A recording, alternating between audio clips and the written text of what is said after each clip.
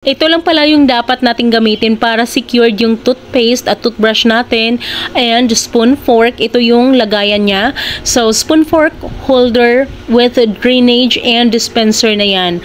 So rotating utensil and may drainage. At alam nyo ba na dinidikit lang yan sa wall, walang nakakapasok na insekto. So secured yung gamit natin dyan, safe siyang gamitin lalo na para sa mga anak natin or para sa atin mismo.